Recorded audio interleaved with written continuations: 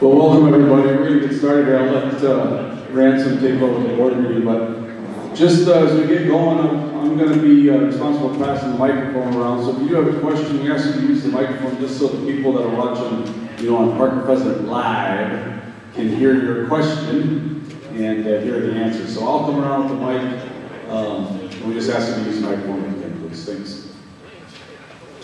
And please ask as many questions as you have, because that's what tonight's all about. If there's not many questions, it's going to be a pretty short meeting. Which is okay, because Duke's playing tonight, first game of the year. So.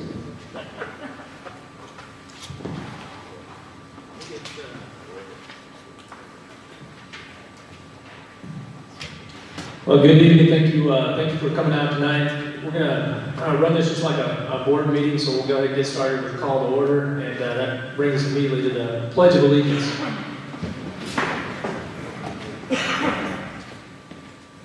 I pledge allegiance to the flag of the United States of America and to the republic for which it stands, one nation, under God, indivisible, with liberty and justice for all. We're going to have an establishment of a quorum. We have all five board members here. That'll bring us to new business and discussion and action items, which is the reason we're here tonight for phase 2 of our bond discussion. I want to make sure, I want to go ahead and get started, make sure, Shane, you guys, will you hear us okay up there? And it's okay for the live stream of this. So, just want to make sure we're live and everybody can hear. So, we're going to take a quick motion to adopt the agenda. Can we get a motion to adopt it? We get a motion by Chester, second by Rand. All in favor, say aye. Aye. All opposed? Motion passes. So our agenda tonight is to discuss the phase 2 of our building project. As we talked about from the beginning of this process, in this last resolution for a bond, we wanted transparency to be at the top of our list. There's a lot of conversation about transparency and making sure that people understand what we're doing and why we're doing it and how it benefits our community and the kids and faculty here at Park School District. So what I'd like to do is, this may be, it can be as short or essentially as long as we need it to be. We just need we need some people to volunteer to ask a question, or if you have a question, that way, hopefully your question can affect some of the people at home that would have a similar question, and we can get some things answered and make sure that we've got all the details ironed out and everybody's ready to come out and vote on November the 15th. So does anybody have a question?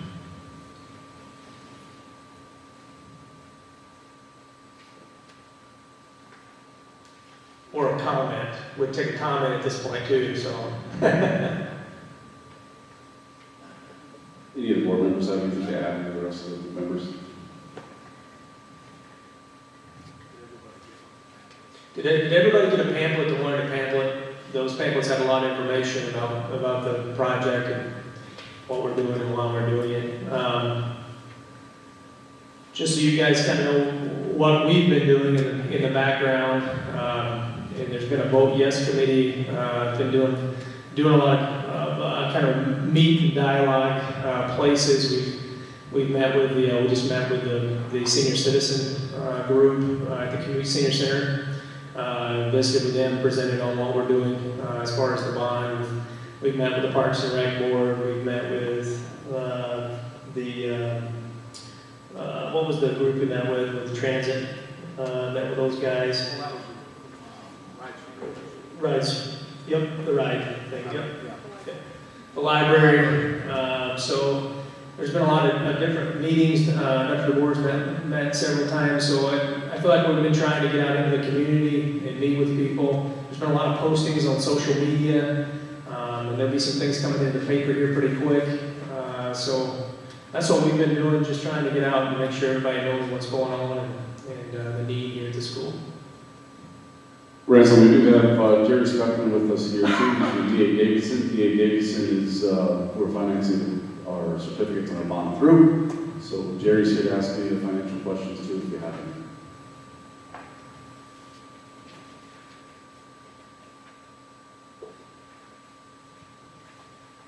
It's one brave soul. I'll just ask a question. I had a few people say to me this, and then I'll present the question back to maybe the board. The question, the statement was made, a couple people mentioned to me, we can't afford it now. Okay, so if we're assuming we can't afford it now, when can we afford it? You know, when can we afford it if we can't afford it now? Do you anticipate costs to be going down later on? Or our revenue is going to be coming up very soon? So it brings, when can we do it? And I'm assuming the board is saying this is what we need now. So that's a question to ask. If maybe somebody would want to share on that.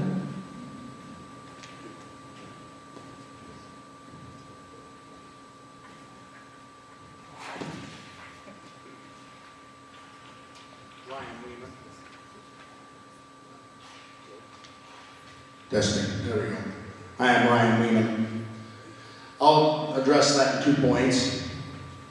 I think there's a thought process that there's going to be some things going down in cost as we're going forward here. History will show you, it has a way of rhyming per se, that this might be one of the times it's the cheapest to do anything ever in the next 20 years. Now, do we all have a crystal ball? In the next 5 years, there might be a point in time that there's able to get this project done a little cheaper, but there's a lot of needs right now that need to be done right here, and is it going to all of a sudden be a large margin cheaper? I don't think so. You're hearing people just being excited that we're finally not seeing raises or increases in material costs. There's still a lot of people that are working and busy. I know we were lucky to be able to secure that our contractors here could be able to fit this into the project because the size of this isn't as big as a lot of projects that are happening in Sioux Falls. So this is kind of a nice size project for those contractors to take on. You know, we're talking about an $8 million project here, and you're hearing about Sioux Falls with $80 million projects. If the whole Stone Foods deal, if that would go through on bond, was $500 million. I mean, we have projects that have extra zeros on the end of them that these contractors are working for. This is kind of something that fits in the wheelhouse of a lot more people. As far as increase in dollars, there could be an increase in dollars going forward to be able to pay for this sooner, but that's also going to come at a cost of probably more kids and more rooftops and more people coming into our school. And we here as a board unanimously have found that these needs that we're trying to identify here are all real immediate needs. My wife is the 7th and 8th grade math teacher and also high school geometry, and she's also the 7th and 8th grade, one of the 7th and 8th grade boys basketball coaches. She put out a flyer here for a sign-up sheet last week to see how many we have. We have 29 boys in 7th and 8th grade signed up for basketball. I don't know if you've ever done that or not, but we have that little gym over there. Put 29 boys into that little gym and trying to do that it's going to be a task. So now we're at a point of bringing 7th and 8th grade kids in the morning at 6:30 to do practice for kids that can't drive, but their parents have to give them a ride, just so that we can facilitate middle school sports. We have kids that are definitely wanting to go into the industry of vocation jobs. We need to be able to work on trying to find ways to be able to expand that. Mrs. Dunkelberger is doing a great job with what she has, but I think that we have an awesome opportunity to put that shop on and be able to expand that. Is that going to happen day one? No, but if you have the space and the ability to grow on that, we should be able to evolve that program going forward. And I think getting the space and the opportunities is going to be huge for that. You know, you can read the brochure. I don't have to sit and talk about each and every one of these things. We talk about an $8 million project, and I'm going to be completely honest with you, $8 million is an awful lot of money. But we also have a $360 million tax base for the Parker School District. That just rose almost, was it 7%, Jason, this year? I can't remember exactly. Close to 400,000. It's close to 400,000 now? Or 400 million, I mean. So we have a $400 million tax base in the Parker School District. when you start talking about an $8 million addition, if you put it all relative, it's not as scary as it sounds. You rewind the tape, 20 years ago, we only had 100 million. 20 years ago. That is what inflation has done to us. So if you're asking if this is going to get cheaper, 20 years ago it was 3 times less. So 20 years from now, an $8 million project doing the same thing is probably going to be 20 million plus. So we can sit on our hands, and I've done that most of my life, and every time that I did something, I was scared to death when I did it. And 5 years down the road, I was so happy you did it because time proved you right, that you were happy you invested when you did and did it at the time when it worked. And I think right now the reason why it works is we have an immediate need for all these things. And we have a great board right here. We all have a different way of thinking, but yet in the same token, we're all here for the kids, finding the right thing that we need. And I think this is a perfect mix. And for all those people that would love to have seen a remote site, new high school, I'm with you. That would have been amazing. But at what cost? What would it have been, 20 million? If we'd even gotten it done? We're having here right now, we're asking for $4 million. If we'd have done something like that and tried to build a high school, we'd have had to come back here and still remodel some of what we had. We could have been 25 million into this thing. And we'd have been asking for $15 million, not 4.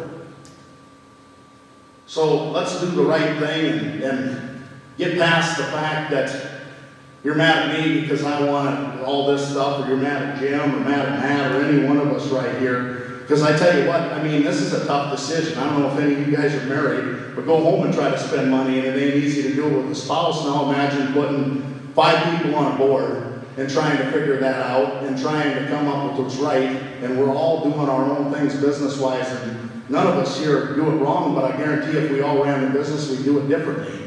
This is something we come up collectively, and I think it's a good plan.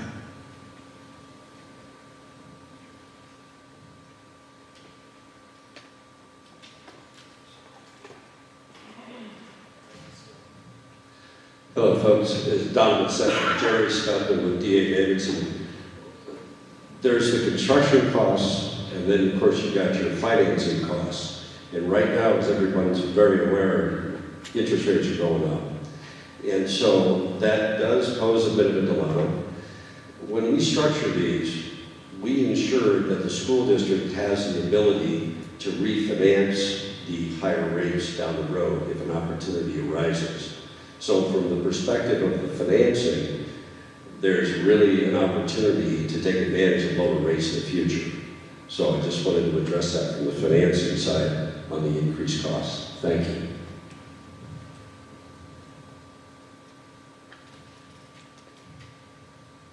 Any other questions or comments about the bond or the financial component of it?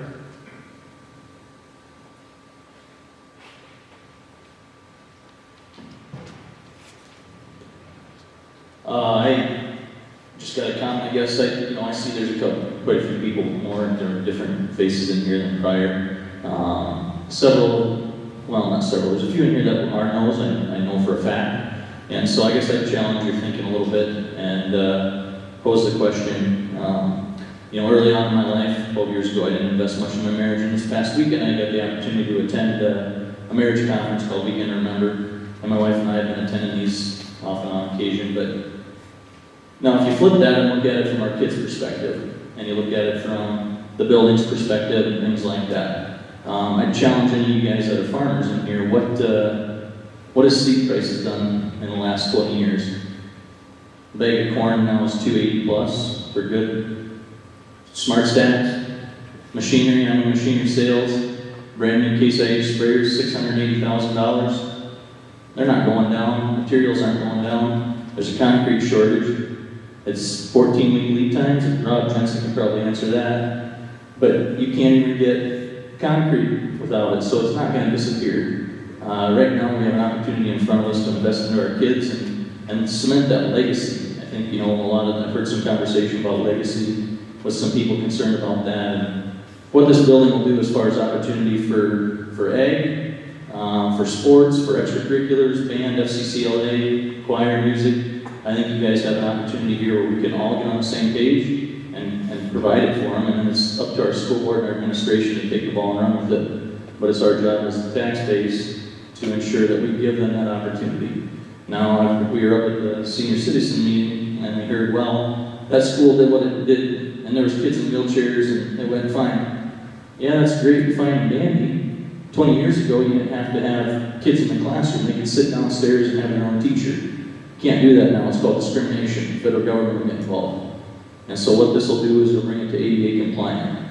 They also mentioned secure entrance. Right now, they shuttle all the kids through the front doors. The secure entrance will allow one-way entrance for students in and out of the building. They'll have to check in at the front office through Rhonda. I don't know if any of you guys know Rhonda. She'll do a great job, I'm sure. And then the ag department. Now, this doesn't increase the CTE opportunities, but what it does is it provides a base where our kids can build on. We're down the road, if the opportunity presents itself, we can bring in some of that. I don't know how many egg producers in here had tried to hire somebody in the last couple of years. I've had positions open at $43 an hour and I can't get an applicant. So you tell me it's getting better. There's a shortage of tradesmen, there's a shortage of specialized skills and mechanics. But if we have the building and the facilities here where we can provide that opportunity for our students, why are we not taking it? Why are we not jumping on that? Because there's going to be such demand for it down the road. The other piece that they talked about up there, I think, was staffing. You know, well, staffing. Well, that's great, fine, and dandy. But you look at the facilities we have now and what we've done with what we have, you give them the opportunity to teach in a new facility with adequate and up-to-date specifications for the curriculum, for the school, and give them all the tools they need, set them up for success. Why are we not jumping on this? It's $4 million. And then we're going to squawk at it? So I know there's several no's sitting out there, so what do you, I guess I'd love to hear from you. Tara challenged me why I voted no on the first one. I'd like to hear from you guys why you're voting no. So we can address that as a board or some of the other committees, that people that are yeses. So if you, I guess if you got to be willing to eat a little crow and stand up and speak your piece, I guess, about why you're voting no, and maybe you're just misinformed.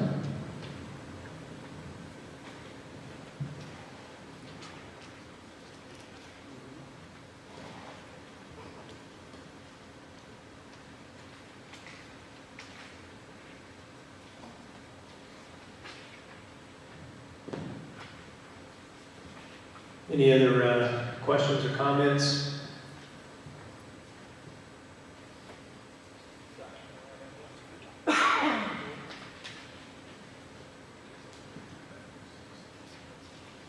Just wondering if the board, if the community has reached out to you as representatives of these tax dollars to tell you why they're against the plan and what your answers were to those constituents. I can answer that for me personally. I would say the answer to that is yes. We're having people that have reached out to me, and there were a couple of people that was a financial concern, but it was more about financial stewardship and wondering if we were doing the right thing with school dollars. And after a long conversation, because this is complicated, there's a lot of details here, but after a long conversation, they understood that we operate out of what's called capital outlay. That's for capital improvements. Those capital improvements can be school buses or curriculum. It could be a myriad of things. Over the last 10, 15 years, we've operated at a certain level of capital outlay for our school. After we built this elementary school and done the 1.5 construction and start this phase 2, with the phase 2 dollars that we'll need to match the $4 million, we'll still be at less than 50% of our capital outlay expenditures year after year, which keeps us in a healthy position to operate our school for unforeseen circumstances. Whether it's athletic equipment, whether it's a new curriculum, whether it's laptops, whether it's whatever's unforeseen or what is needed for our school, we'll be in a healthy position to make those purchases. And it's hard to explain without explaining all the numbers and going through the details, but I think that was some confusion in the community, was that we had bitten off more than we could chew, so now we're coming to the community asking for dollars. And that's not the truth. The truth is if we built this phase 2 project without bond dollars, then indeed we would be biting off more than we could chew. So in order to move forward with a storm shelter, an ADA facility, a CTE space, a new secure front entrance, an expanded cafeteria so that kids don't eat lunch at 10:15, 10:30. To have those things, we do need support from the community in the way of funding of a bond. So that's why we're here. So I get those phone calls, explain to me the dollars, the cents of dollars, what you're doing. And then I get the phone calls that you can probably imagine. And that's the phone calls that they're hard to get, but I get them either way. And that's the phone call that our ball team just lost another game and I'm sick of it. Our sport programs are terrible and I'm sick of it. I tell you, we should have gone for it instead of punting. I'm sick of it. The administrator didn't send out an email. I'm sick of it. We got the wrong people in the wrong positions. I'm sick of it. You know, when they call it, those complaints come and they say, well, I'm not going to invest in this bond because you've got so-and-so that's running so-and-so department. And that's a hard conversation, but it happens. It's the most frequent phone call I get. And I always say to that, the school system's not perfect. The school district's not perfect. We don't have perfect people in perfect positions.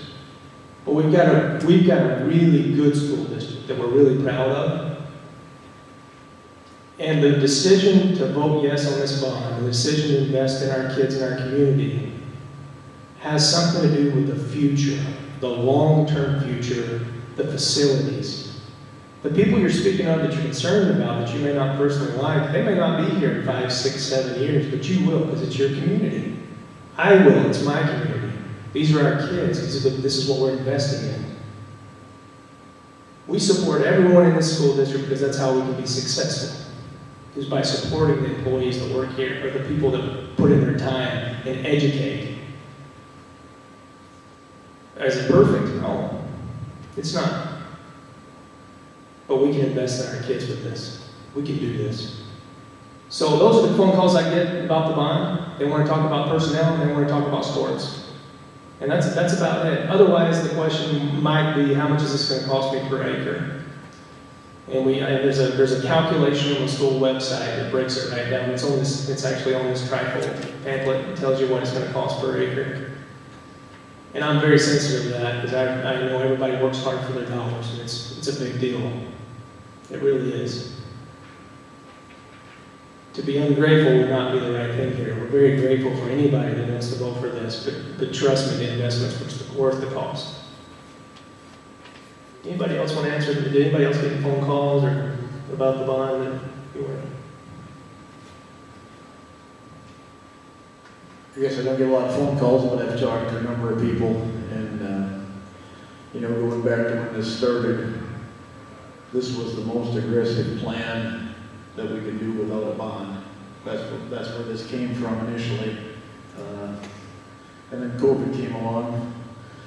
And time came along because we started the project that's multi-phase over multi-years.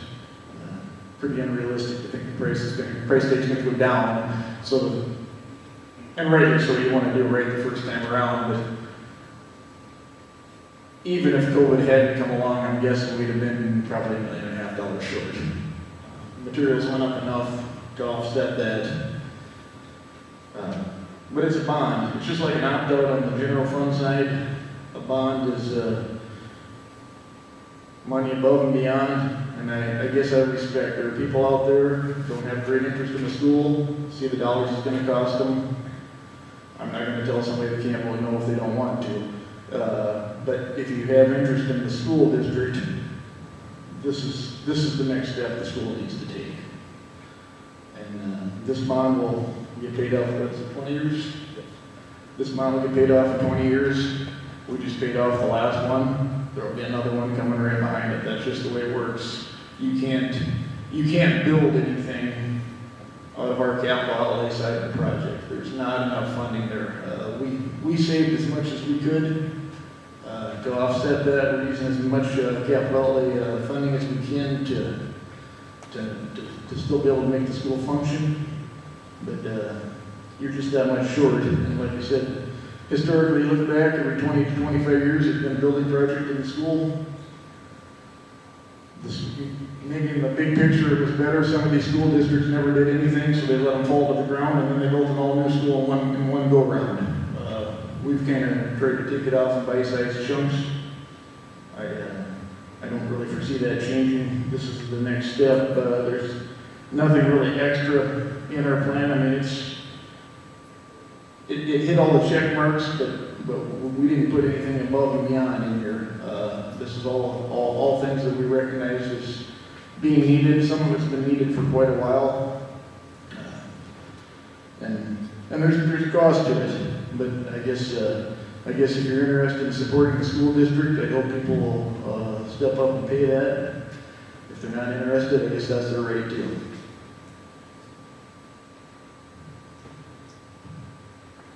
While we're waiting for Mr. Weeman, I would just say if there's anybody listening online that would like to ask a question, you can certainly shoot that question through that platform, and Shane will get it and he'll relay it to me. We can ask that question. So if you're online listening and you have a question, you can certainly ask that.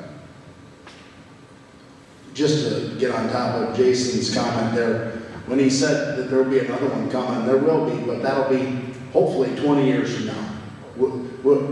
There's been some concern that we're going to do this and 5 years from now we're just going to have another big plan. I don't think that's what we're looking for. We're trying to find a 15 or 20-year plan with this, get us down the road a little bit. But yes, I can't stand here and say in 20 years when this is paid off that we're not going to be in front of the same crowd here needing it, because I promise you there'll be needs. There's facility will be 20 years older. We all have property. It takes money, time, and effort to keep it up. But this, to Jason's point, this is a good way of trying to fiscally be responsible to get a lot of needs checked off of our list that we've been trying to do. So a lot of people were confused, and I understand it gets very, very difficult, but some thought this bond, when we first did it, was just to even finish the 1 and the 1.5.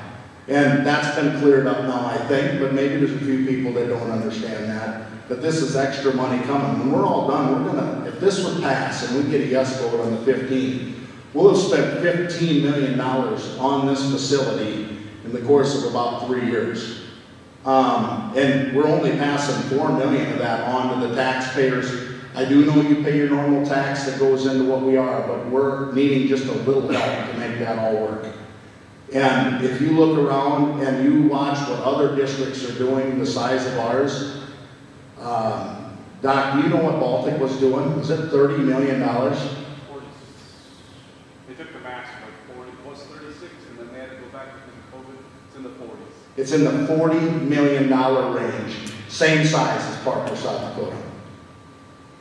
$40 million they're going to spend. We're spending 15. So if you think we're trying to climb a hill that's a little too aggressive, I certainly think that we're doing okay. I think somewhere Tri-Valley's up there, they're a Class A school, we play them in football, $55 million in Tri-Valley that they're spending. So we're talking about numbers that are triple, over triple what we're spending. And this board, a testament to the people before them, they've been very responsible and put us in a position to be able to bolster almost 11 million of that 15 million spent on the shoulders of an operating budget that we had here in cash that we were able to save. And I could be wrong, but the last time we had a bond in this town was to build this thing right here in the 70s, and we're still using it.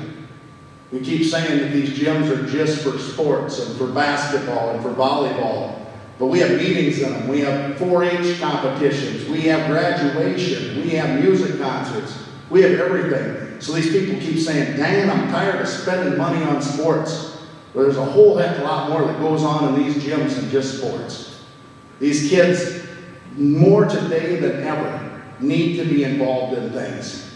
Life at home is different. It's not like we had when we were at home. I mean, we're all dang fortunate to be able to have a family system, most of us around us, that gave us what we needed. Not everybody has that anymore, and this is kind of a family for those kids. And being able to create those opportunities with these added areas is what, it might not be all of them, but there might be 20 kids that just need this. And if you can save 20 kids that need this, then I think it's a win. Speaking. Hello, speaking of which, on the 10th of November, the Veterans Day ceremony, you're all welcome to come and attend. It'll be in this gym. As Ryan was saying, so that's November 10th, about 8:15-ish. Veterans Day ceremony to honor our vets, so you're welcome to come to that. That was my PSA. Any other questions, comments, clarifications? Hello? So I apologize, I haven't been to a lot of these meetings, and this might have been talked about already. I just got here talking about capital outlay. I'm just curious about, like, open enrollments, like, how many open enrollments do we have that utilize our walls that are not paying tax dollars here? I understand that they're paying them, where they live for whatever school district that might be, but how much of our open enrollees go towards the capital outlay, and how many do we have as compared to, like, how many total kids in the school system do we have, and how many are open enrollees, and how does that help us out? If it's okay, I'm going to Jim Vogel will speak to the funding mechanism with the open enroll. Right now, I should say right now, I've not seen this year's. Last year, our open enrollees in were about 85, and our open enrollees out were about 45. So approximately plus 40 on the open enrollment side. Now, granted, what you're saying is true to the point that they're not paying capital outlay taxes, but on the general fund side, that 40 student plus is worth, approximately $7,500 a kid, roughly. So that turns into a lot of cash in the general fund side, and operational side of the budget. Their families, where they are, they're paying their capital outlay in their residential districts in their form of property taxes, just like you are here. So.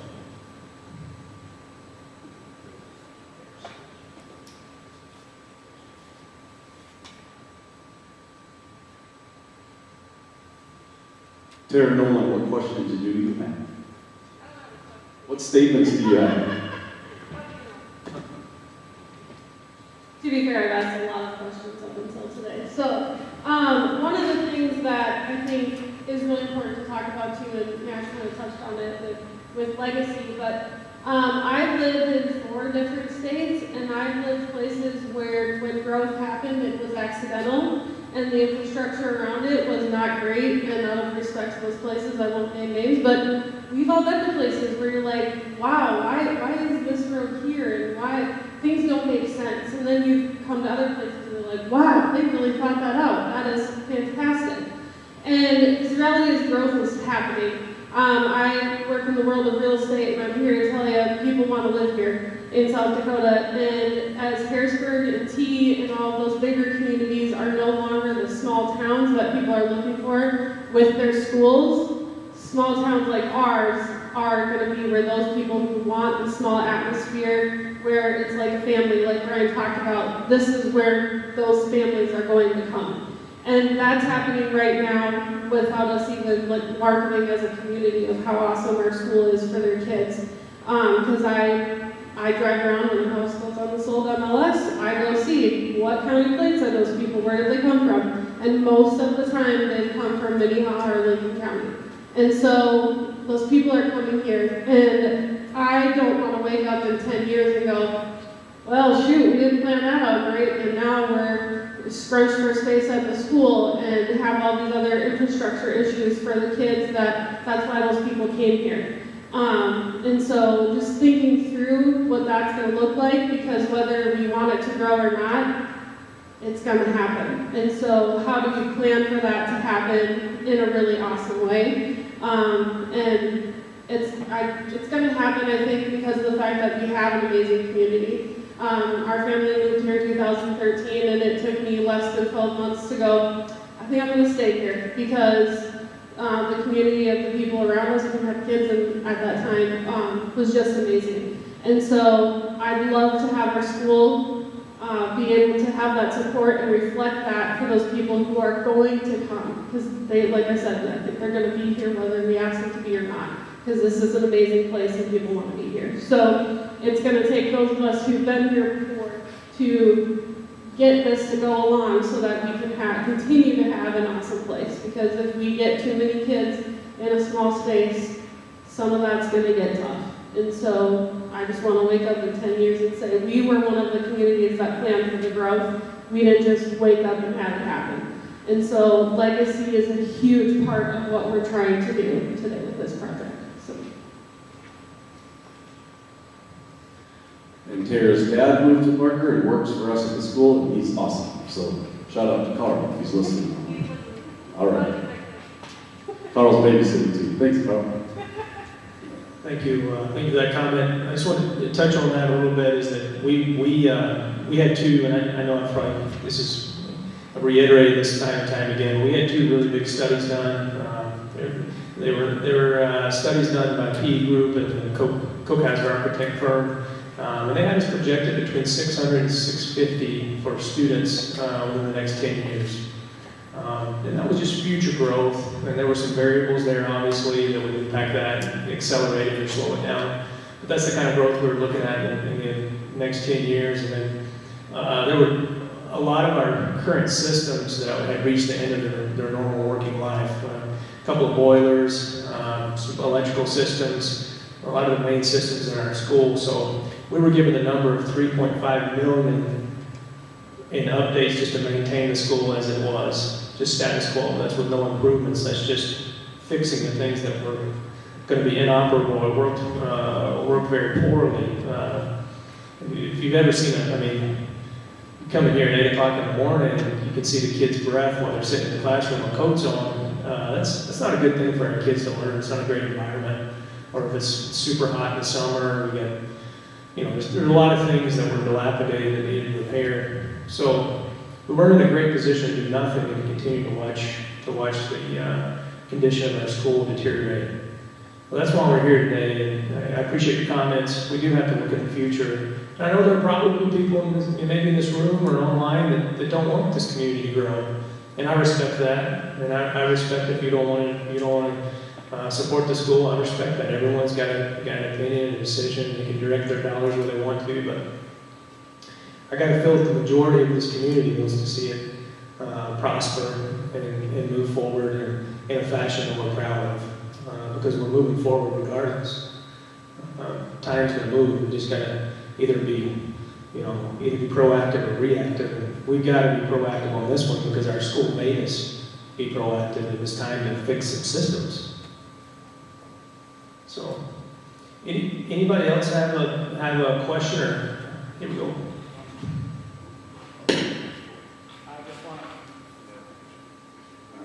Okay, I just want to, for anybody that's live streaming or anybody that's in here, I am not against open enrollees. I'm actually for open enrollees.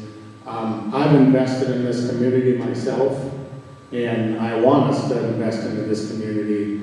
And I don't want us to be in a situation as a school or a town to just be able to handle what we have. I'm a firm believer that if you build it, they will come. So I want us to be prepared for the future as well.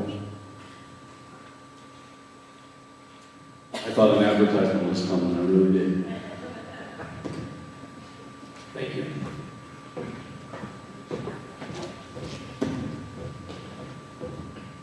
Rob, I'm glad you're for open enrollees because all three of mine are. I only live 10 minutes from here, but yeah, we do have to open enroll. And I graduated from Parker. Most of my family's graduated from Parker, so I believe in this school district and the people here. A few comments I have. All the pretty pamphlet that you have, a lot of people put a lot of time and effort into this. The parent-teacher connection group ultimately is the one that paid for this, and I think is a prime example of how much we need volunteers. I've been a part of that group for a long time, and whether it be church, sports, school, work, anything, trying to get somebody to get on a committee, trying to get somebody to help with anything is getting harder and harder. And so trying to get people to get involved in our communities gets harder and harder. And as I look around at everybody that attends here, I see most of the biggest faces of those that volunteer at our local churches, our veterans programs, everything. The people that are involved in the Turner County Fair, we have to mention that at every Parker meeting. they're all here, and I think it's the same group of people that tend to do those things. Why I get involved, if my husband makes funny, I'm involved in everything. And why I do that, I think, is because I grew up with a liberal arts education. We had a lot of opportunities even back when I was in school here, because people fought for our kids, people fought for me, and people continue here in Parker to fight for my kids today. I have a kindergartner that eats lunch at 10:30 every day, and those teachers do the best they can with the space that they have. I have a 6th grade son who is convinced he's going to play in the NFL or NBA or MLB. He's up for any of them. We have to drive to T for basketball right now. There's not a lot of space. Ryan nailed it, talking about those 7th and 8th graders. My daughter's just now a freshman, and I'm so grateful that she finally gets first pick of the gym with high school sports, because junior high was brutal. I had kids here at 6 a.m. I had kids getting done here at 8 p.m. Will any of my kids be professional sports stars? Don't tell them, and I hope they're not watching. I don't think so. Braylon's convinced, but I don't think so.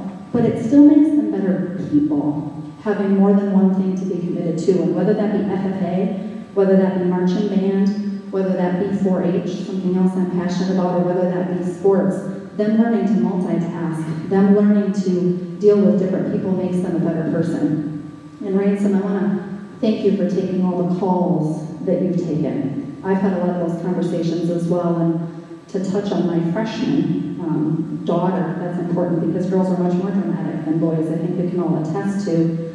She was part of the most epic, amazing track program in the whole state, I'm convinced, right? Parker has an amazing track program. She's been blessed to be an amazing part of that. She's had a lot of success. I think she's learned just as much, if not more, from the less than successful volleyball season that she had this year. She learned from a different coach. She learned from different people. She worked with different girls. It's part of life. I have weeks at work where I am less than successful. I have projects at work where I am less than successful. And a lot of times I become a better person and a better contributor to my community through what I consider to be failures than ultimately always my successes. So I appreciate you bringing that to everyone's attention. It's not always about the wins or the medals that we get. So I appreciate the opportunity for those programs for these kids. I wanted to point out as well, as we talk just in general about staff, you mentioned positions, and I think a lot of people in the community, I said this at one of the last meetings, a lot of people in the community maybe were making this bond about something that it wasn't. Everything you need to know about that bond is in this pamphlet, and you'll notice there's no names, because the names don't matter, right? I hope that I have grandkids that come to this school and forever from now, but that's what it should be about, is who's here now and who's yet to come from a child perspective. Because they're ultimately going to be the ones that are serving our churches and serving our fair and serving our sports programs, being on the parent-teacher connection group. That's who we need to support now. So thank you for all the work that you guys have put in. I appreciate it. Thank you, Ted.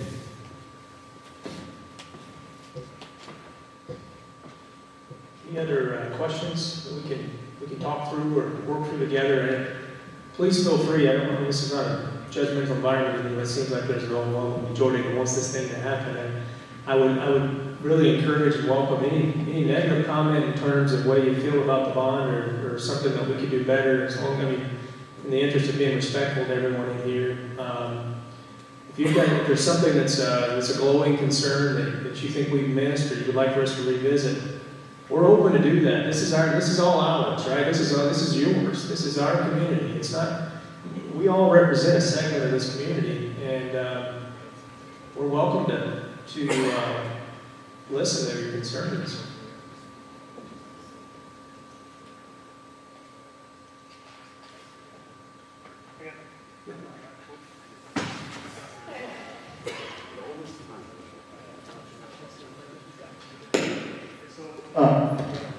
I'm Jason Schulte. So gym space is an issue. The 9-1 fifth grade girls volleyball team is practicing right now. They'll get done here in about 10 minutes. And I was a two-time yes voter, I'll vote yes next week.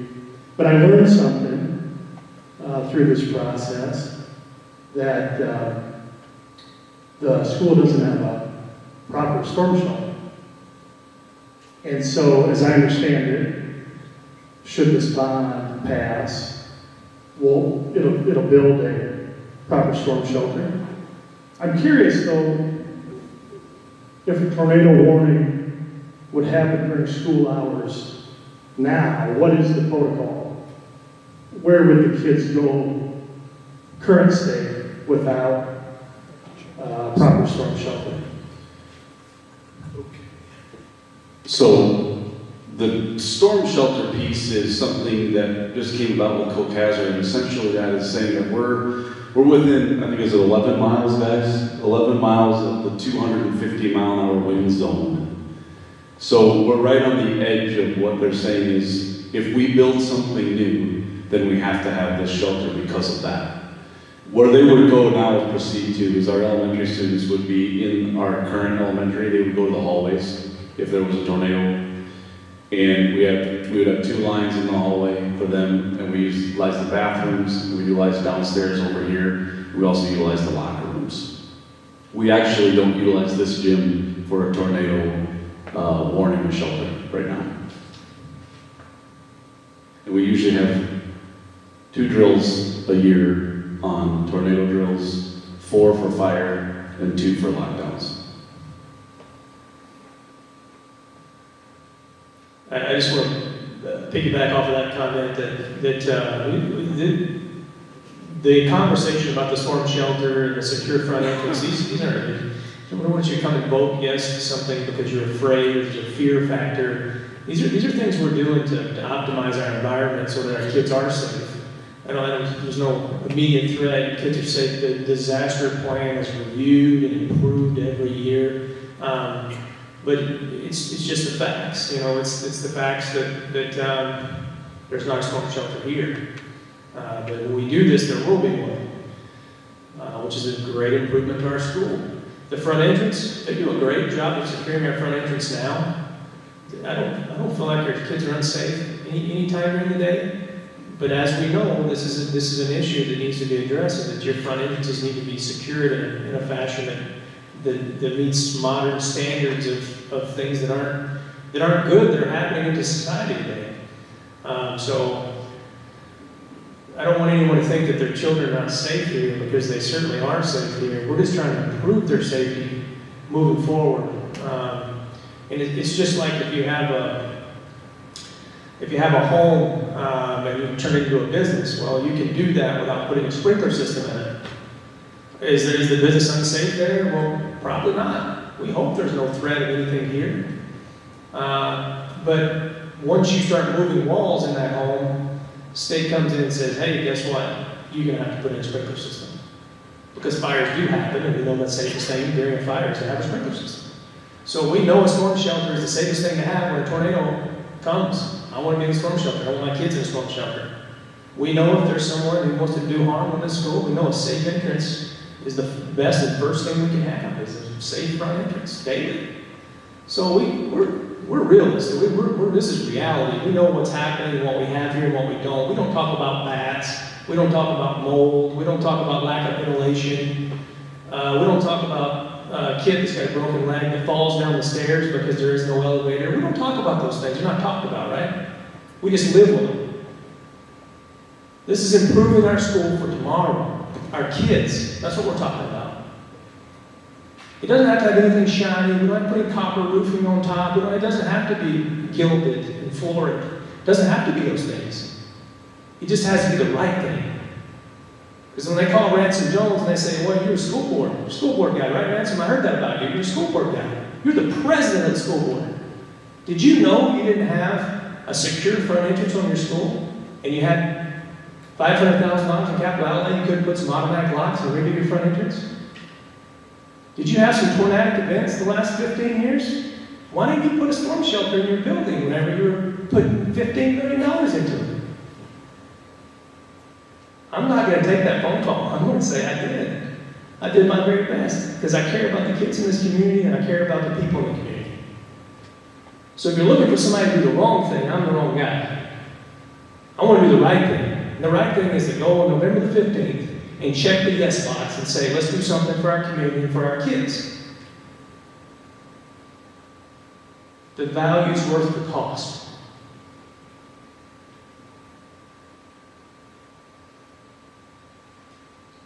Any questions about anything else about the school or the bond? Just let the record show that I didn't have to arm wrestle the voice of the pheasant to get this microphone back. Yes, sir. You went to the active generation tonight. Did they bring up any concerns at all? You know, honestly, no. I think the main question was from Pete Jensen, and he was talking about the capital outlay dollars from certificates and the difference of where that $8 million will come from. I know that parking was a concern of some of theirs, but it didn't come up. I know parking has come up a lot, and I think parking is an issue that we need to tackle at some point in time. It's just not part of this. And I think that's safe to say. I think our board will get behind that too. I think it's something that we need to look at, and that was what I was prepared to tell them, is that that's something we definitely need to address at some point in time, but that's not this. There was a gentleman that was there that was interested in, what are we going to do anything to improve the ag, the consumer agriculture, the CTEs. He said he heard some of that, and yeah, that's a big part of this. It's a really big part of this. Is the space to do more hands-on skilled learning of these trades. Day one, we don't have this was not going to start out to be a 5-star CTE space with all the technology and all the things that you could see in a $50 million project. It wouldn't. But day one, we're going to have the space to improve it to that and give kids a great environment to do things. They won't be building, dog houses. They can build sheds and houses. They can build windbreaks. They can do some things in this space that would be a tremendous asset to this community and to them as individuals. And going back to that, I will tell you that it was great to visit with them. They were very welcoming. Dr. Jim White ate my piece of pie. So he got 2 and I got 0, so we see him. Did you let him know? Yeah, okay.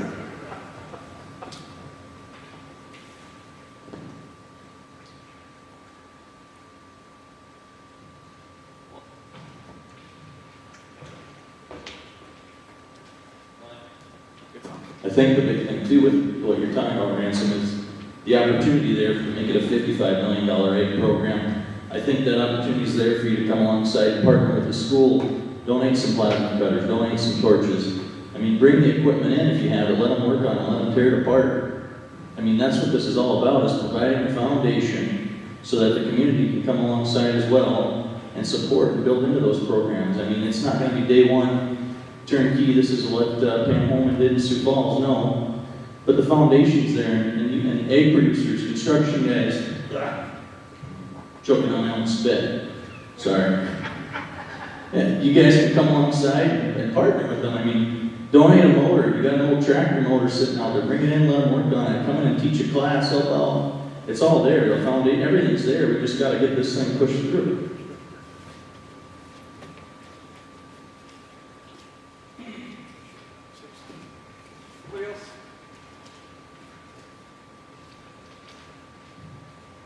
Anybody's got any other questions or comments? We can move on here. We're gonna get a motion to adjourn. Can I get a motion? So moved. Second. A motion by Wayman, second by Ethan. All in favor, say aye. Aye. All opposed? Motion passes. And we'll adjourn. Thank you for coming. We certainly appreciate all your comments, questions, and we'll see you guys out next time. Hopefully November the 15th. We've got a couple of quick announcement. November the 13th, we have a brunch and bond here at the school. It's going to be, I should let Tammy say this, but it's going to be from 10 to 1. From 10 to 1, there'll be pancakes and sausage. Somebody said they could get a kid's plate at about 40 feet with a pancake, so there may be some of that trickery going on. You can tour the school, come in, ask questions, eat breakfast, spend a little time with us. and just visit about the bond. It'll be a brunch and bond. That's November the 13th, 10 to 1. Absentee vote. If you're interested in doing an absentee voting tonight, you can do your absentee voting tonight. Just need your identification, and you can come see Jim Vogel here next to the office. They can certainly get your vote in. So you know, you may be on the 15th, you may be out doing something busy, and I understand that too. So please get your vote in tonight if you can, or anytime. It's open during business hours. Just come in, get your absentee vote in if you're going to be out of town. If you're going to be gone, we certainly appreciate your vote more than you know. What's that? Through the 14th. After the 14th, you cannot do absentee voting anymore. You have to show up on the 15th, the day of. We want to thank, there's over 40 people online with us. Thank you. If you're online watching, thank you. We appreciate your time. Thanks for listening in. If there's anything moving forward, just give us a call, let us know. We appreciate you dialing in and listening to the meeting here. So thank you as well. You guys have a good evening. Thank you so much.